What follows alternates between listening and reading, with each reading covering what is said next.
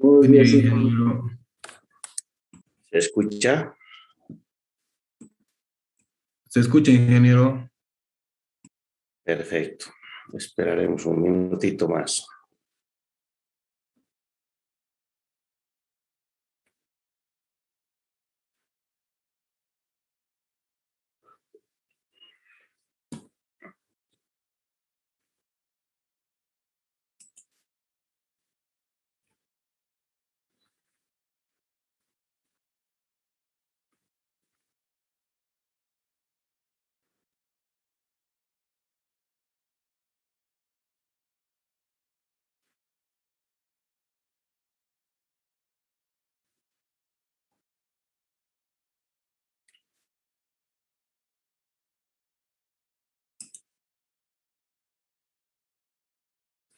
Bien. Vamos a continuar con lo que significaba el predimensionamiento de un puente losa, con el afán de poder encarar posteriormente un diseño que es muy normal. Voy a compartir nuevamente la pantalla y fíjense ustedes de que habíamos definido de que el diseño era un proceso iterativo de fácil convergencia, pero que estábamos enfocados en el proyecto. Y el proyecto es prácticamente lo que hace un arquitecto en una construcción normal, pero que en un puente obligadamente tiene que tener la participación del ingeniero. Entonces, habíamos hablado que el proyecto define normativas, define materiales, define el tipo de estructura que va a haber tanto por encima de los aparatos de apoyo como abajo de los aparatos de apoyo, el método que se va a construir, si será predimensionado o tendrá otra metodología, y por supuesto definir la respuesta estructural. La respuesta estructural obedece más a ingeniería que a arquitectura. Entonces, realizar un proyecto sin la presencia de un proyecto de un puente, sin la presencia de un ingeniero, ya es demasiado temeraria. Habíamos hablado de que para predimensionar había que manejarse bajo la idea de que las cargas van del cielo al suelo. Y si van del cielo al suelo, pues deberíamos haber empezado predimensionando el barandado para posteriormente cargarlo al barandado, pasar por la vereda, el bordillo, la losa y por supuesto las vigas. Debajo de las vigas está el aparato de apoyo, es decir, ahí se apoya el sistema de tablero y finalmente cuando se apoya el sistema de tablero, desde ahí para abajo, desde el aparato de apoyo para abajo, pues resulta de que nosotros denominaremos subestructura. Por el momento estamos abocados a la superestructura. Entonces, habíamos hablado del barandado y habíamos dicho de que todo eso se encontraba en 13.7 a 10, digamos, y que la acera se encontraba en 13.11. Pero aquí habíamos puesto una parte muy importante. Si bien la acera estaba en 13.11, que vamos a leer ahora mismo, la geometría es muy bueno conseguirla de un libro de arquitectura que habla mucho de la ergonometría, de las dimensiones del hombre. Entonces hoy me voy a dedicar un poquito a la acera, a los bordillos, y por supuesto no hablaremos de otros porque eso surgirá de acuerdo a la necesidad de un puente. Si nosotros vamos entonces a la sección número 9,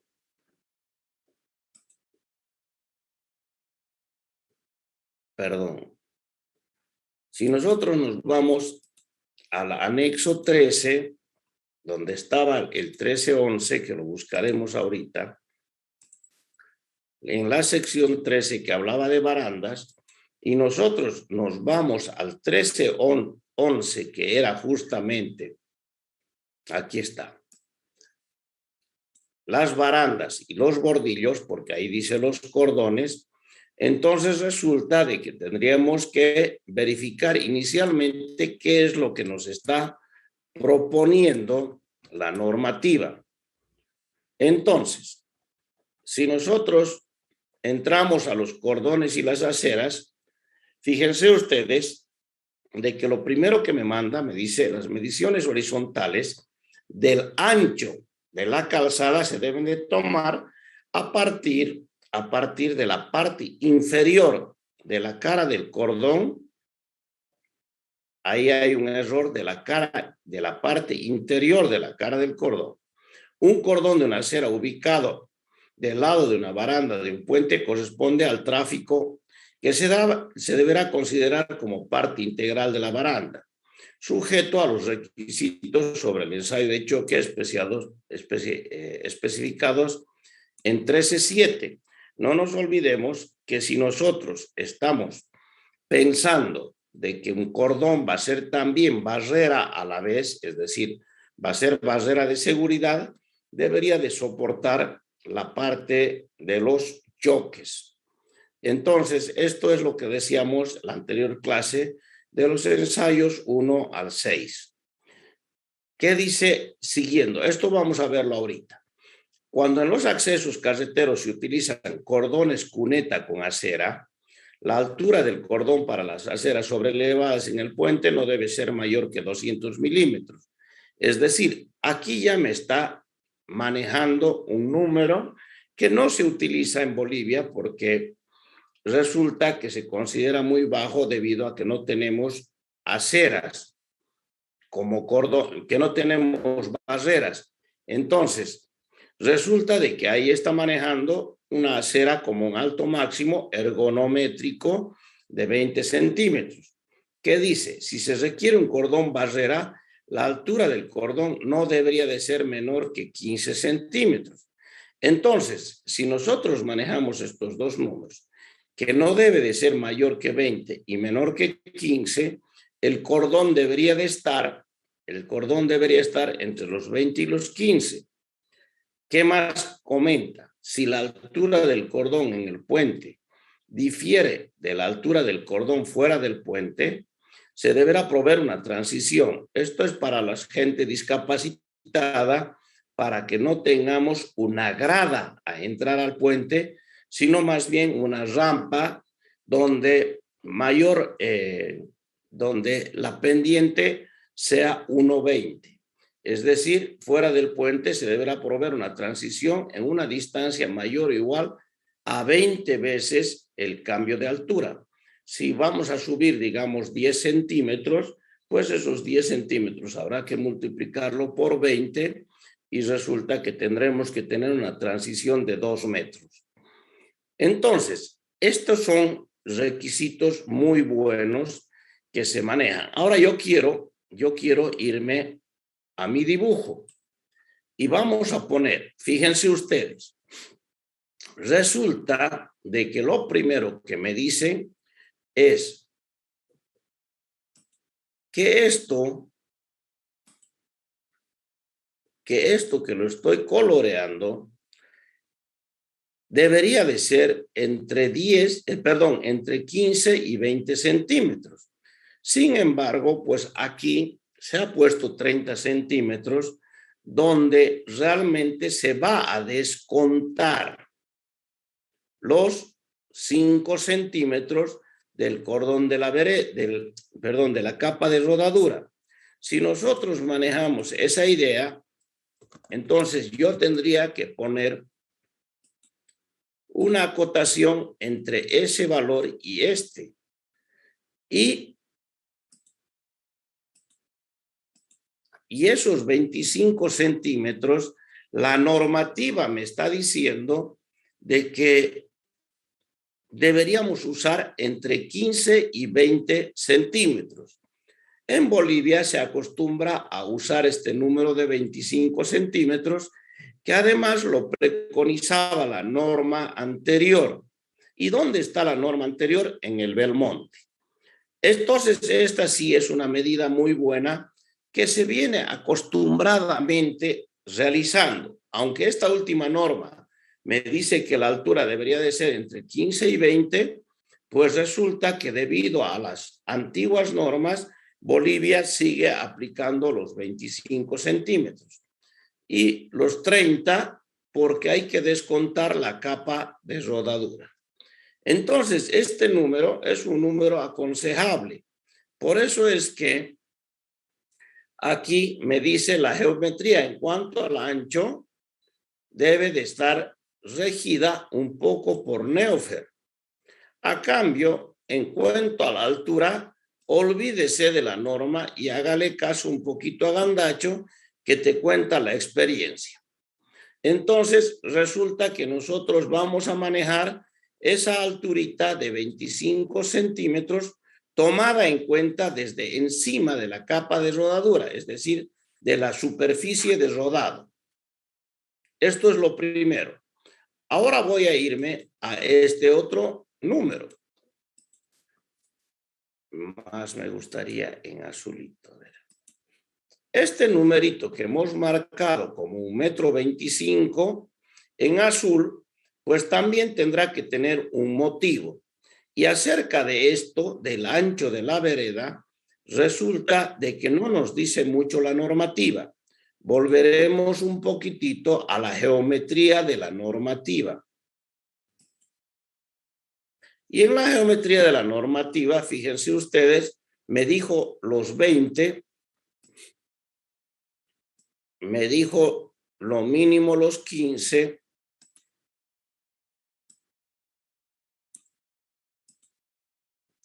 que vaya entre 20 y 15 y la transición de las rampas. Y voy a seguir leyendo un poquitito. Tratamiento de los extremos de las barandas divisorias. El tratamiento de los extremos de cualquier baranda o barrera para tráfico vehicular deberá satisfacer 1371 y 1372. Esta es cuando hay la barrera de tráfico vehicular o la baranda de tráfico vehicular. Si se acuerda muy bien, 13.7 era vehículos, 13.8 era peatones, 13.9 ciclistas y 13.10 mixtas. Y finalmente entramos a las referencias. No nos dice nada más en lo que significa la parte del 1311. ¿Correcto? Si nosotros ahora nos vamos un poquitito para atrás sobre lo que significaban las barandas, entonces nos vamos encontrando con las barandas. Aquí están las mixtas, ¿correcto? Que estaban por ahí dibujadas. Y finalmente, aquí están las peatonales. Esta es la baranda que normalmente se utiliza en peatones. Y me dice de que debe de resistir, primero que debe de tener unas ciertas dimensiones. La altura mínima, 1,06 m, hasta la parte superior del pasamanos, y que debe de estar cargada vertical y horizontalmente con una carga omega, cada uno de los pasamanos. Entonces, ya es una de las cosas que me importa a mí, cómo debo de cargar.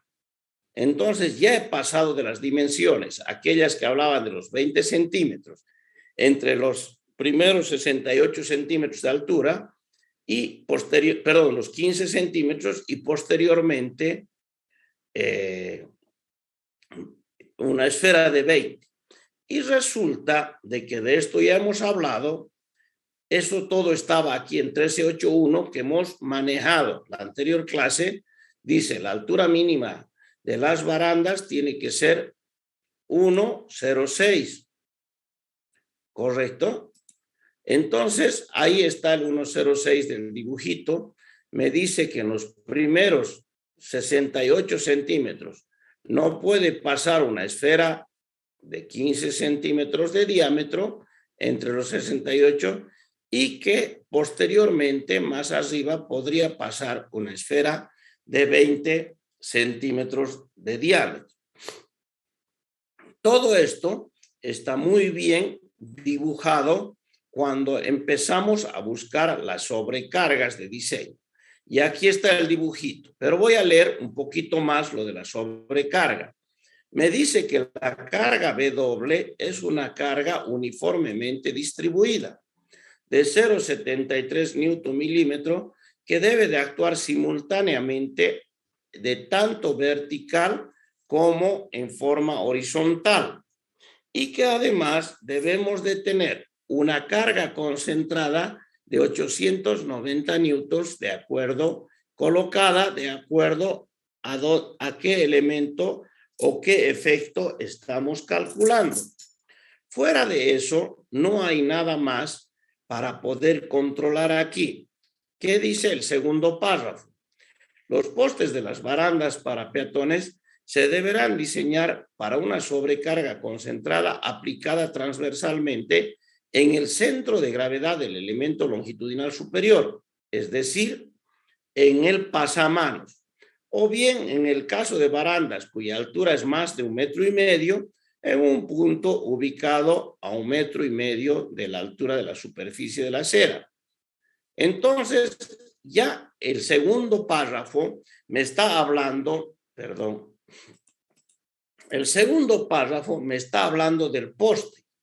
Ahora bien, vámonos al dibujo con estos dos números, con una carga uniformemente de 0,73 y una carga concentrada de 8,90. Si nos vamos al dibujo, resulta que W es 0,73 y debe de aplicarse simultáneamente en cada pasamano. Ahora bien, si se debe de aplicar simultáneamente en cada pasamano, diseñaremos el pasamanos de arriba y lo replicaremos en todos los pasamanos que sean necesarios y que se encuentren más abajo. Pero además, esta carga deberá de ser una carga, deberá de aumentársele una carga concentrada de 890 newtons allá donde nosotros tengamos el mayor efecto. Si lo que queremos es calcular el momento flector en el pasamanos, será una viga simplemente apoyada en los postes donde la carga de 890 estará actuando en centro luz. Y si nosotros queremos calcular el cortante, pues la carga de 890 se colocará a una distancia de la cara del apoyo. Con fines prácticos, pues se la coloca sobre el apoyo y se calcula la reacción y se queda en paz. Entonces, ya tenemos cómo calcular el pasamanos. Si tenemos un poste, normalmente se colocan los postes cada 2 metros, pues el poste se debe de calcular para la carga concentrada de 890 más una carga de 0,73 L dispuesta horizontalmente. Ahora, ¿dónde la voy a colocar? Aquí lo dice, fíjense. Los postes de las barandas para peatones se deben diseñar para una sobrecarga concentrada aplicada transversalmente, es decir, horizontalmente, porque longitudinalmente el poste discurre de arriba a abajo. Entonces, tendrá que ser horizontalmente. ¿Y dónde? En el centro de gravedad del elemento superior. Entonces, si nosotros nos vamos en el dibujo y lo que queremos es calcular el poste, junto con esa carga omega, que era de 0,73 newton milímetro, junto con esa deberá de calcularse más 890 para esta carga horizontal. Y esa será la carga para diseñar el poste. ¿Correcto? Entonces ya tendríamos definidas las dimensiones. Ahora sí pasaremos a la acera. Y para pasar a la acera, resulta que hemos dicho, nos vamos a ir un poquitito a un libro de arquitectura. Este libro de arquitectura, que es el Neufert, se llama El arte de proyectar en arquitectura, resulta que hace un estudio muy, muy detallado de lo que significa lo que ocupa un hombre normalmente. Un hombre normalmente puede ocupar esas dimensiones y por supuesto, ustedes fíjense, Aquí ya me está dando la idea de qué es lo que puedo usar en una vereda. Si la vereda yo la estuviera usando solamente para que el señor se pare frente al barandado, algo irracional, pues con 37 centímetros y medio estaríamos suficientes. Pero si la vereda va a servir para que una persona pase mientras otra esté mirando mirando al río a través del barandado, pues fíjense ustedes que la dimensión debería de ser al menos de 1 metro. Si ambas personas deberían cruzarse, al menos deberá de ser 1,15 m. Entonces, fíjense ustedes de que ya vamos manejando dimensiones muy propias de los barandados. En este caso, entre 4 y 5 sería una medida óptima para un barandado peatonal. Sin embargo, más abajito en la misma hoja podemos ver personas que están trasladando bultos, es decir, espacio necesario de las personas que tienen equipaje de mano. Y fíjense ustedes, pudiera ocurrir que venga con una sola mano ocupada y estaría en 80 centímetros muy bien. Si a estos 80 centímetros nosotros le decimos al señor que lleve 2 equipajes, 1 metro tendrá que ser lo necesario y por supuesto irás engrosando o ampliando el ancho de la vereda de acuerdo a las necesidades. Nuevamente estamos con un número que nos va a preocupar mucho, 1 metro. 1 metro es una persona con 2 equipajes y 1 metro aquí arriba, y 1 metro era una persona que pasaba sin equipaje más una persona que estaba mirando en la baranda.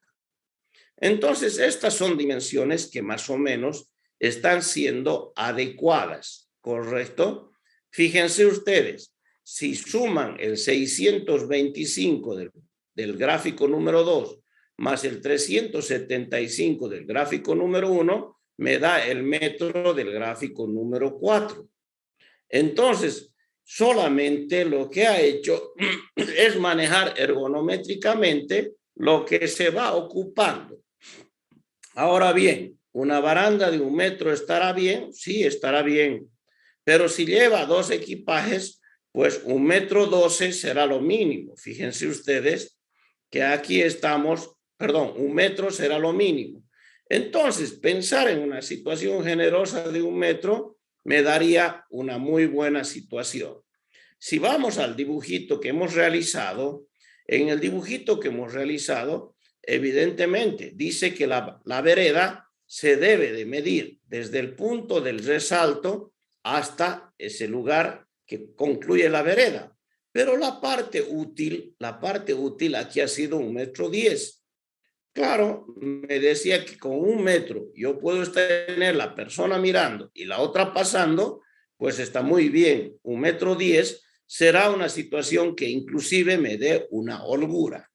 No he usado el metro de allá, porque ese metro solamente es sugerido, es referencial. Pero yo si uso, pensando de que una persona va a estar parada, más otra pasando, uso 0,90, tengo que ser consciente de que no está alcanzando el ancho de la vereda para mis necesidades. A cambio, si uso un poco más de 1 metro, pues estoy convencido de que sí está alcanzando para mis necesidades. Por eso mismo se ha manejado el metro 10. Bien, el metro 10 abarca desde el resalto hasta el borde útil, que significa la cara interior del pasamanos. Pero ahí hay un elemento que se llama bordillo. Y aquí en la derecha ustedes están viendo que el bordillo normalmente tiene 0,25 de ancho, que ya es una norma porque de ahí sale una armadura adecuada para resistir el choque. Voy a volverme de nuevo un poquito a la norma. Y cuando me vuelvo a la norma, resulta que me dice, perdón, aquí está la norma, resulta que me dice que yo me vaya a ver los ensayos del choque si es que va a haber, si es que va a haber tráfico vehicular y que los ensayos de choque están en 13.7 y por supuesto, eso está más arriba en parte vehiculares y en parte de las aceras, aquí está, que nosotros nos vayamos a 13.7 para el caso, más abajo estoy, discúlpenme, que me vaya a la sección 13.7 para hacer los ensayos de choque. Entonces yo no quiero ir a hacer ensayos, yo no quiero ir al laboratorio. Para ver el ensayo de choque, me voy a ir a unas normas anteriores y las normas anteriores están en el Belmonte. Y cuando yo vaya al Belmonte, pues resulta, a ver, rotar la vista hacia la izquierda. Y cuando yo me vaya al Belmonte, es muy desordenado este libro, ya les he dicho, me voy a ir a buscarlo al dibujito que quiero encontrar.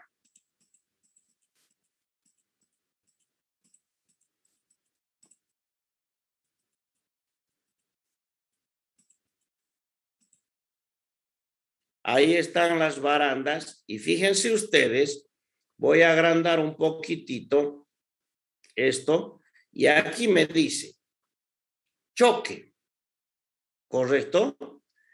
Entonces me dice, es una fuerza horizontal de 7 kilonewtons por metro provocada por el choque lateral de los vehículos contra los bordillos.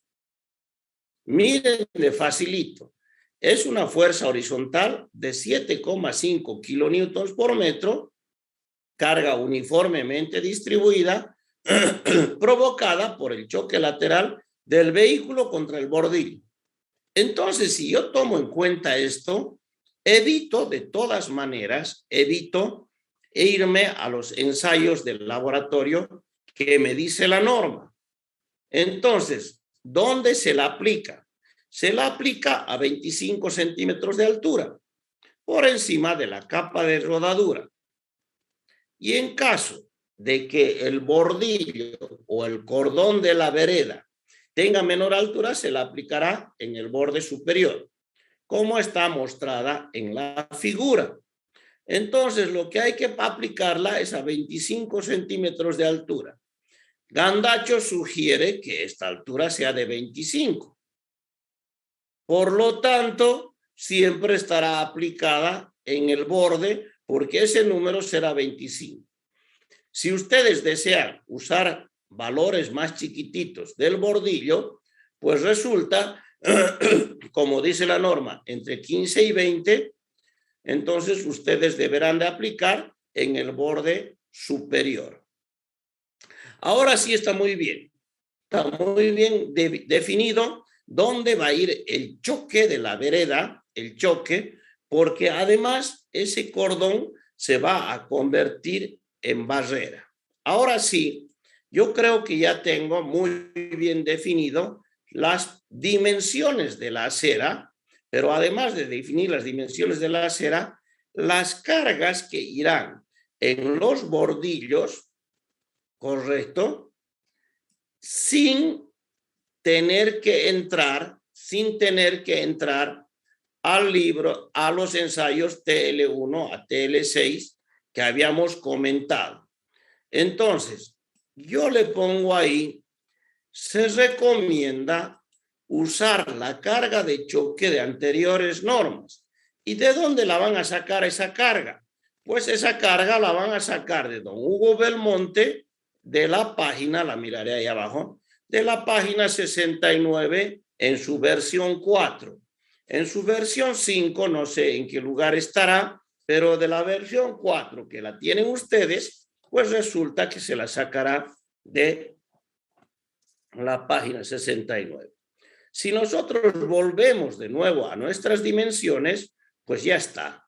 Hemos terminado de predimensionar todo lo que significa la vereda, el barandado, el bordillo y la acera en sí.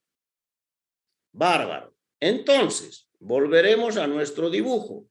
Hemos logrado realizar todo eso.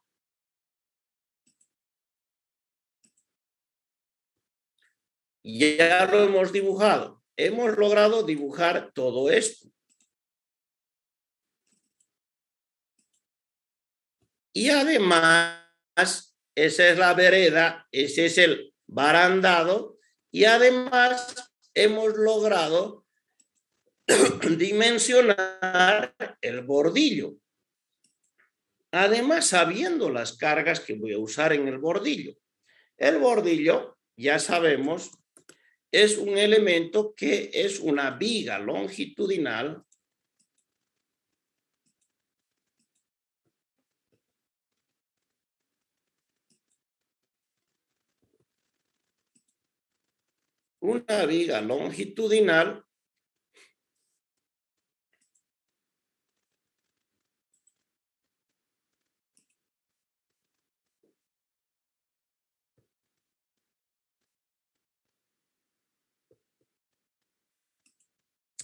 caramba, que la estoy dibujando ahora mismo.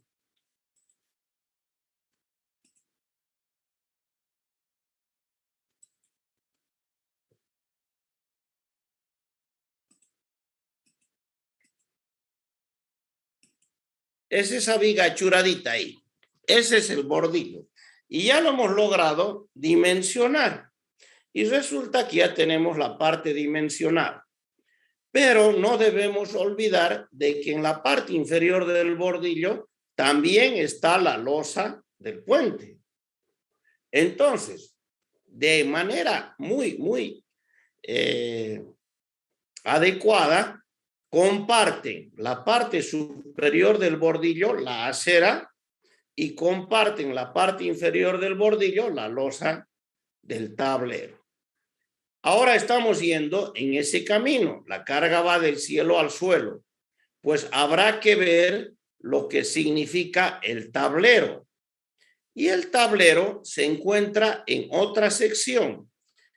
Es decir, la losa se encuentra en una sección 9. Y cuando vayamos nosotros a la sección 9, resulta que tenemos muy claramente, dice, tablero y sistemas de tablero. ¿Correcto?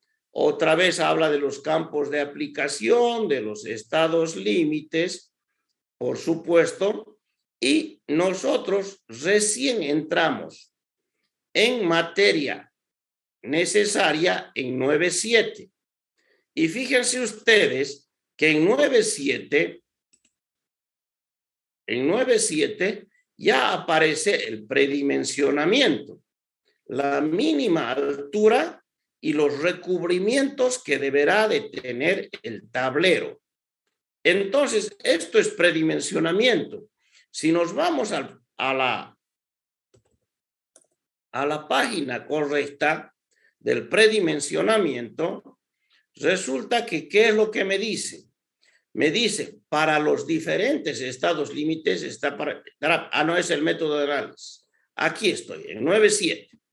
A menos que el propietario apruebe alturas menores, la altura de un tablero de hormigón, excluyendo cualquier tolerancia para pulido, texturado o superficie sacrificable, ¿qué se entiende como superficie sacrificable? La superficie que se va a ir deteriorando con el tiempo, la capa de rodadura. Entonces, ¿qué me dice? Dice, a menos que el propietario apruebe algo menor, la altura debe de ser mayor o igual que 17 centímetros y medio. Entonces, aquí ya me está poniendo un control. ¿Correcto? que resulta que debe de ser la altura mínima de un tablero 17 centímetros y medio. Claro, decirle milímetros a un albañil en Bolivia resulta que es muy difícil y las pulgadas las manejan, no las saben manejar los albañiles. Entonces, ¿qué hacemos los bolivianos? Como dice lo mínimo 17 y medio, asumimos una losa de 18. Asumimos una losa de 18 centímetros porque los albañiles aquí manejan centímetros. ¿Y por qué ellos mantienen el 17 y medio, la normativa? Porque justamente eso es el múltiplo de la pulgada. 4 pulgadas son 10 centímetros, 6 pulgadas son 15, 7 pulgadas son 17 y medio. Entonces ellos agarran y ponen 17 pulgadas y quedamos en paz. Pero nosotros manejamos en Bolivia 18 centímetros. Iremos un poquitito al comentario. En el caso de losas cuya altura es menor que 1/20 de la longitud del tramo de diseño, se deberá de pretensar en la dirección del tramo a fin de controlar la fisuración.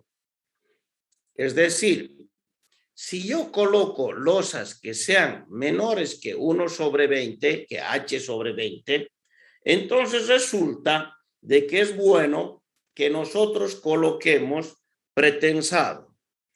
Entonces, ¿qué hacemos los bolivianos? No usamos menos de 1/20 porque se trata de un hormigón armado. Y me voy a volver de nuevo a la parte izquierda para leer el segundo párrafo. El mínimo recubrimiento de hormigón debe satisfacer 512.3. O sea, me está mandando a que yo vaya a buscar los recubrimientos a la sección 5. Entonces me voy a la sección 5 y en la sección 5, segunda parte, resulta que tengo, ay caramba,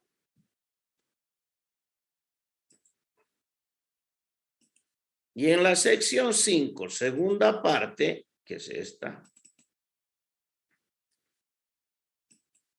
resulta que tengo, no está en la segunda parte, disculpe. En la tercera parte, resulta que tengo, fíjense ustedes, lo que vamos a manejar muy bien en la tercera parte. En la tercera parte me voy a ir, antes de ir al 512, me voy a ir al 510.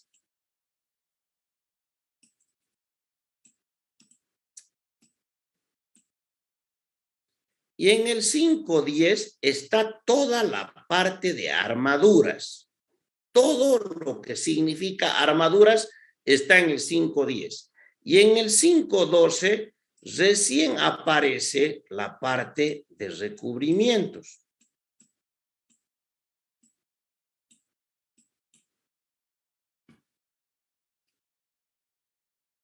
Me hace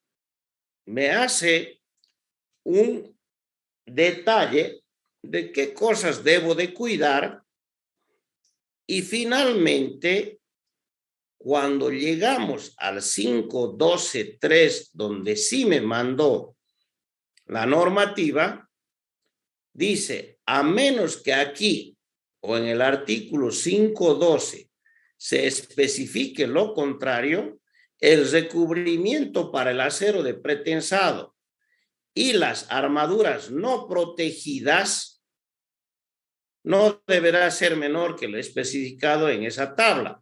Me voy a esa tabla. Y esa tabla me dice muy claramente, y ustedes ya van a verla, esta tabla, como si fuera conocida. Primero, si estuviera este documento, perdón, esta estructura en el mar, es decir, directamente, esta fuera una estructura de un muelle, resulta que estaría expuesta directamente al agua salada. Entonces hay que ponerle recubrimiento de 10 centímetros. Si es que, y esto es lo que yo quiero anotarme ahorita, si es que esto va a ser para fundaciones, van a poner mínimo 7,5 centímetros. En Bolivia se suele transgredir un poco por lo de los milímetros, entonces resulta que mínimo ponemos 7. El recubrimiento para zapatas. Esta es una cosa que no se les ha explicado muy bien.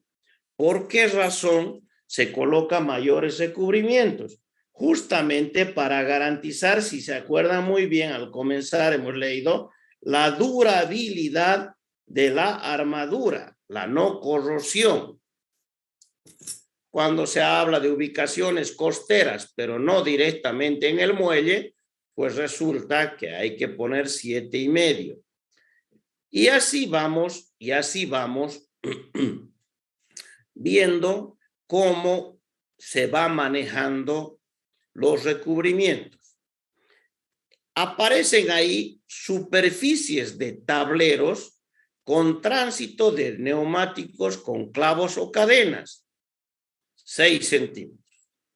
Y aquí aparece nuevamente un número que me podría interesar.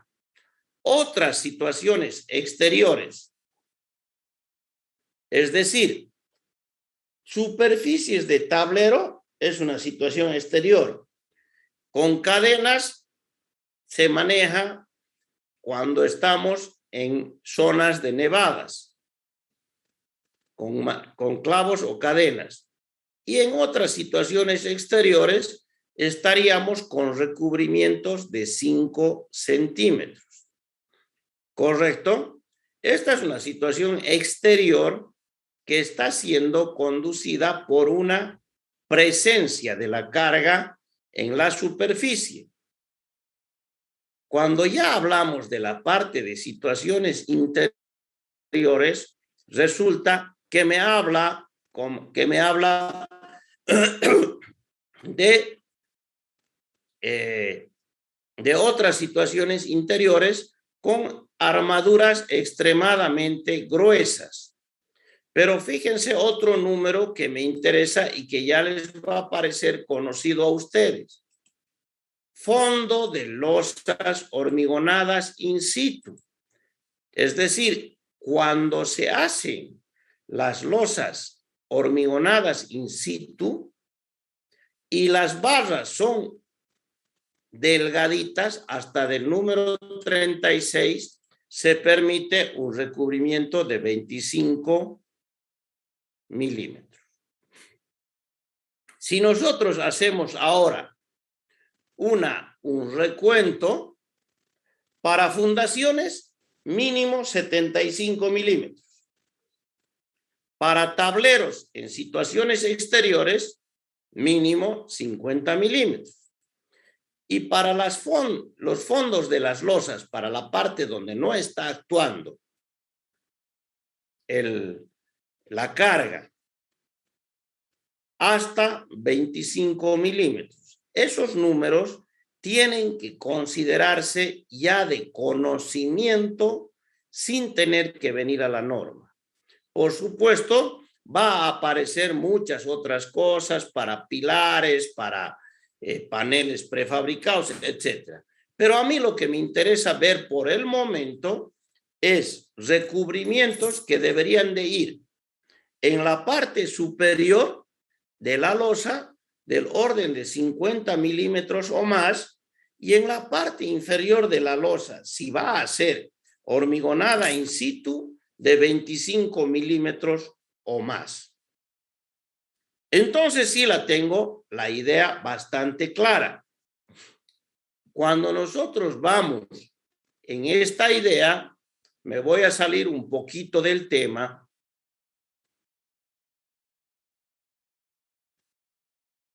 Me iré.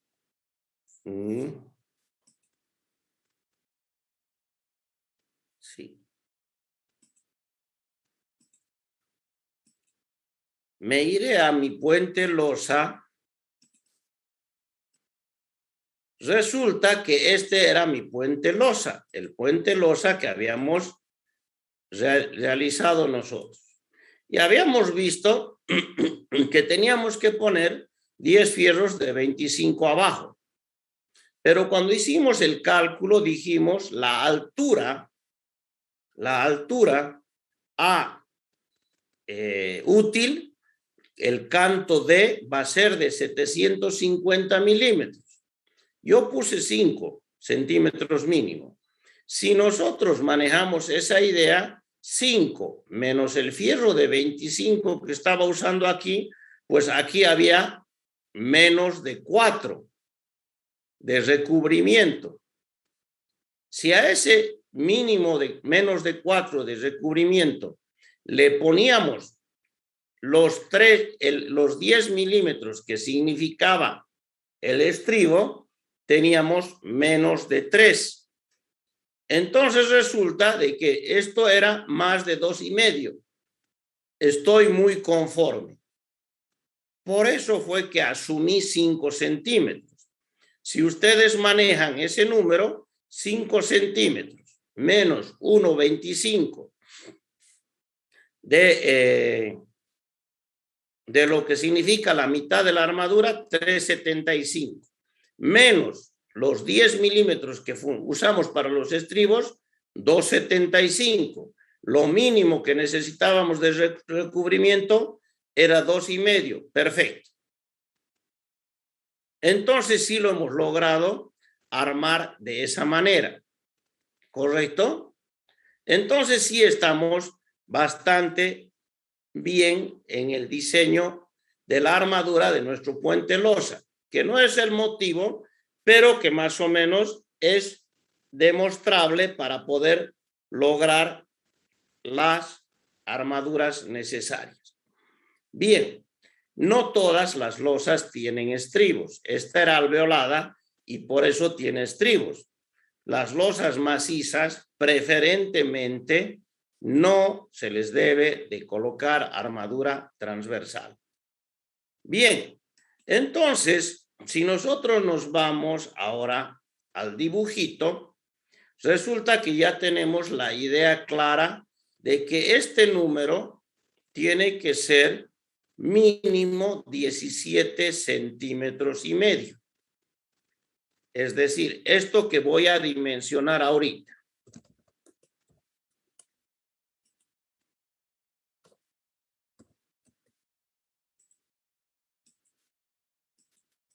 Eso que he puesto yo ahora, 18 centímetros. Esa altura debería haber sido, de acuerdo a la normativa, mínimo 17,5. ¿Correcto? Hasta ahí estamos bien. Eso lo voy a volver a borrar, porque además se lo podría sacar desde este otro lado. Y resulta de que ya he predimensionado la losa. Ahora quiero predimensionar la viga. ¿De dónde ha salido en esta viga este número de 1,38? Porque es 1,20 más los 18 de la losa, una altura de la viga de 1,38. Sobre esto yo ya no voy a hablar más. ¿Por qué? Porque sabemos que eso está en la sección 2, donde hemos predimensionado la losa. ¿Correcto? De ahí ha salido el 1,38 en función de la luz de cálculo. ¿De dónde ha salido el ancho de la viga? ¿De dónde ha salido todas las demás dimensiones? Entonces es conveniente que nos vayamos a la última parte de la sección 5.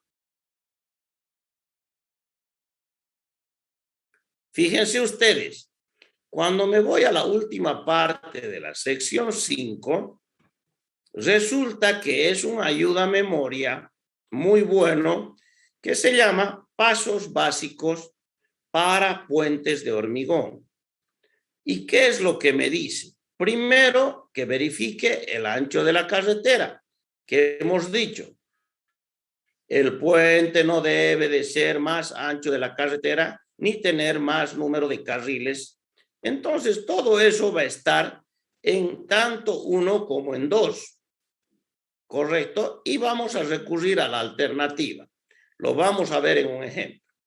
Pero ahora resulta que me voy al inciso B. Y el inciso B me habla de vigas prefabricadas pretensadas, el B1. Así predimensionaré yo un puente de vigas pretensadas. Pero el B.2 me habla de vigas T hormigonadas in situ. Es decir, me dice el puente de vigas es un puente de vigas T hormigonadas in situ. Y usted va a predimensionar de acuerdo a 5.14. Ahí está. Usted va a predimensionar de acuerdo a la sección 5.14.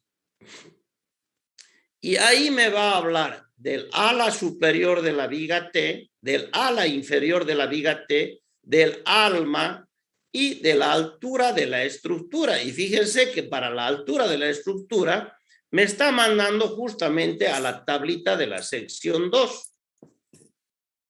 Después de todo eso, después de todo esto que voy a manchar, miren ustedes,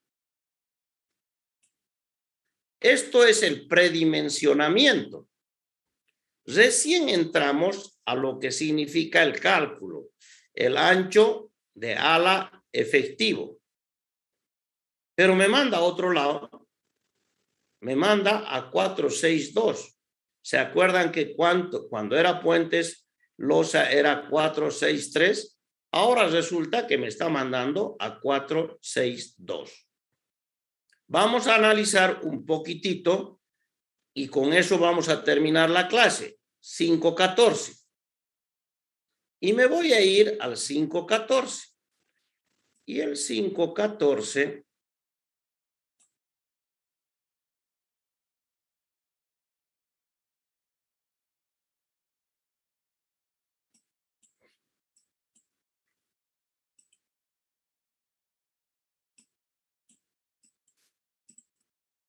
¿dónde estoy?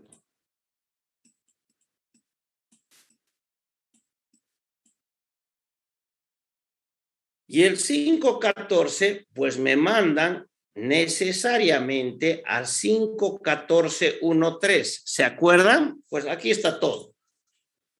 Miren, me dice en 5.14.13 el espesor de la ala superior que trabaja como losa del tablero, en nuestro caso, se determina como en la sección 9, mínimo 17 centímetros y medio.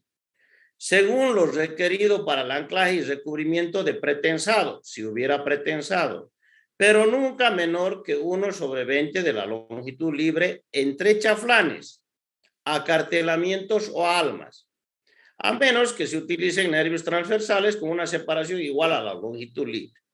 Ya está.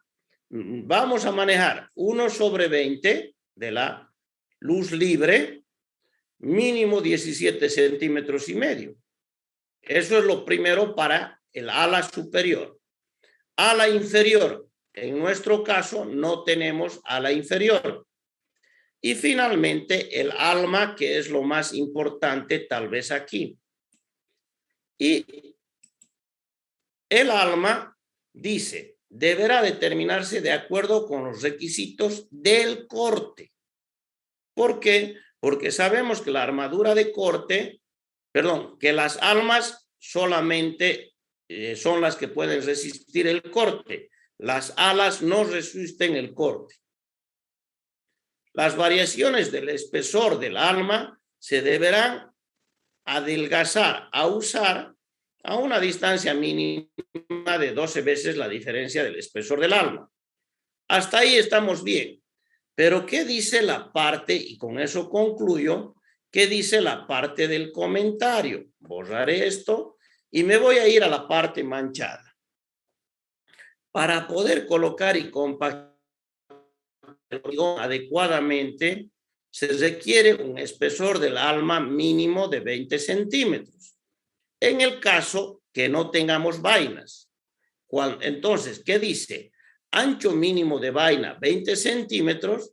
En el caso de que no sea pretensado, que sea armado, 30 centímetros para almas que solo tienen vainas longitudinales o verticales y 38 centímetros para almas que varían en su trayectoria tanto vertical como horizontalmente. Punto seguido, para las vigas de más de aproximadamente 24 centímetros, las dimensiones se deben de incrementar para compensar la mayor dificultad de colocado del hormigón. Fíjense, si la viga tiene 24 centímetros de altura o más altura, esa dimensión de 20 centímetros, debería aumentarse para compensar la dificultad del colocado del hormigón. Ah, ya, entonces estamos conformes. Me voy a ir al dibujo. Y en el dibujo resulta que yo he decidido que sea 40 centímetros de ancho. ¿Cuál ha sido el motivo? ¿Por qué 40 si 20 era suficiente? Y para hormigonar, pues ya 30. Pero ¿por qué 40, ingeniero?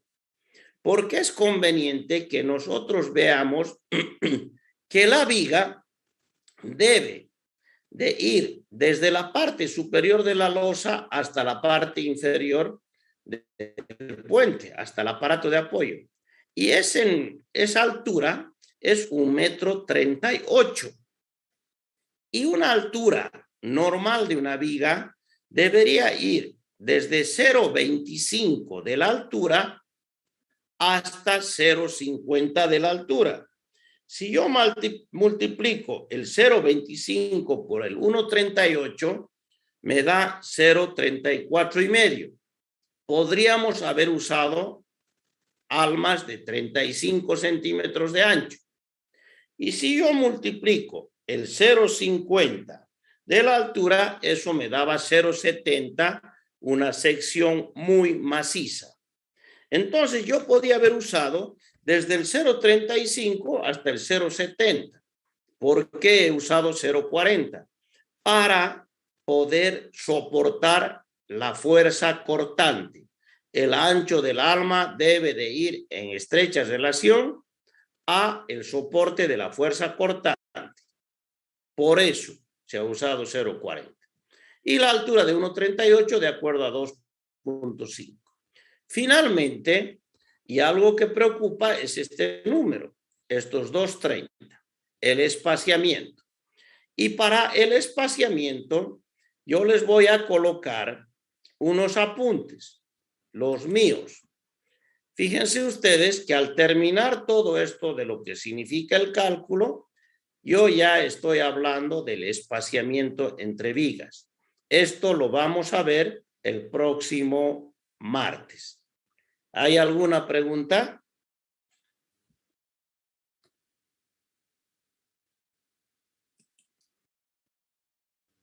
Bien, nos hemos pasado 5 minutitos de esto y yo quisiera terminar la clase hoy.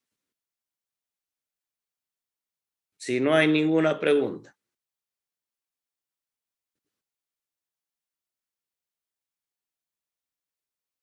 Bien, hemos logrado predimensionar. Hemos hecho el proyecto ahora del puente. Y ya hemos decidido que es un puente de vigas, ya lo hemos hecho el proyecto. A partir de la próxima clase vamos a analizar las cargas y luego de analizar las cargas, pues iremos a el diseño en sí. Que tengan buen día. Hasta luego, ingeniero. Chao, chao.